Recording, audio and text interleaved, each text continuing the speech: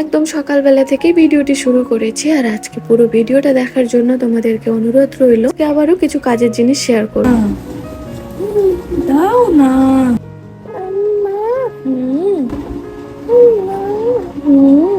আসসালামু আলাইকুম, কেমন আছো সবাই? আশা করি সবাই অনেক ভালো আছো, সুস্থ আছো, আর আমরাও বেশ ভালো আছি আলহামদুলিল্লাহ। আজকে আবারও তিনজনই একসঙ্গে ঘুম থেকে উঠে গেছি, মেয়েকে নিয়ে কিছুক্ষণ বসেছিলাম, আর তারপর বিছানা গুছিয়ে নিয়েছিলাম, আর একটু ঘর বারান্দা ঝাড় দিয়ে নিয়েছিলাম। তারপরে ফ্রেশ হয়ে মেয়েকে ফ্রেশ করিয়ে চলে এসেছিলাম ওর খাবার বানাতে। আর আজকে মেয়েকে কি ব্রেকফাস্টে দিচ্ছি চলো দেখে নাও। আমি কিছুটা মাখানা নিয়ে নিয়েছি, সাথে নিয়ে নিয়েছি একটা আখরোট, দুটো কাঠবাদাম, দুটো কাজু বাদাম, কিছুটা নিয়ে নিয়েছি ওটস, আর তারপরে দিয়ে দেবো কিছুটা সুজি। তোমরা তোমাদের পরিমাণ অনুযায়ী বানিয়ে নিবে। তারপরে আমি 1 চামচের মতো নিয়ে নিব চিড়া।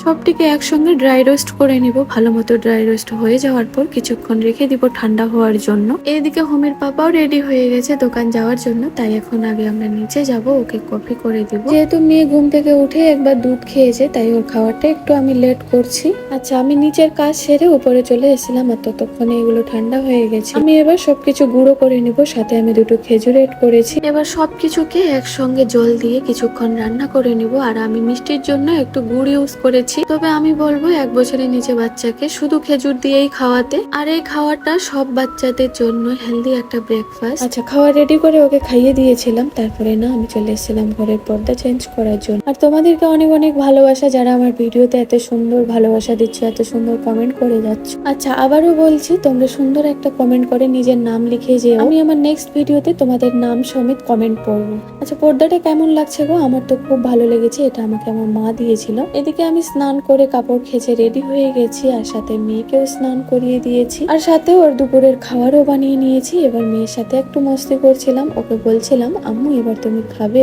আচ্ছা, আজকে মেয়ের জন্য আমি খিচুড়ি রান্না করেছি সব রকমের সবজি ডাল দিয়ে। আচ্ছা, তোমরা কিছু জন আমাকে ইনবক্সে মেসেজ করেছো যে আমাদের বাচ্চা না ঠিক মতো খাচ্ছে। আমি তাদেরকে বলবো ওদের হাতেই কিছু খাবার ছেড়ে দাও, যেন ওরা নিজে নিজেই খায়। দেখো আমি যেভাবে মেয়েকে খাওয়াই, আমি কখনো নোংরা হওয়ার ভয় করি না। আমি জানি ও খাওয়ার পরে আমি ওকে ভালো মতো পরিষ্কার করে নিব। যখন ওকে খাওয়ার সাথে খেলতে দিবে বা এরকম তুলে খাওয়ার জন্য অভ্যেস করবে, তখন ও না তার মাঝখানে তুমি খাবার খাইয়ে দিবে, ওটা ও বুঝতে পারবে না। খুব সুন্দর করে ও খেয়ে নিবে। আর এমন কিছু খাবার বানাও যেটা ও নিজে নিজেই খেতে পারে বা ওর হাতে ধরিয়ে দিবে। আমি তো এইভাবেই আমার মেয়েকে খাওয়াই, আর আলহামদুলিল্লাহ ও সুন্দর করে খেয়ে নেয়। তবে শরীর অসুস্থ হলে একটু বিরক্ত করে। আচ্ছা, ভিডিওটি যদি ভালো লাগে অবশ্যই শেয়ার করে দিও।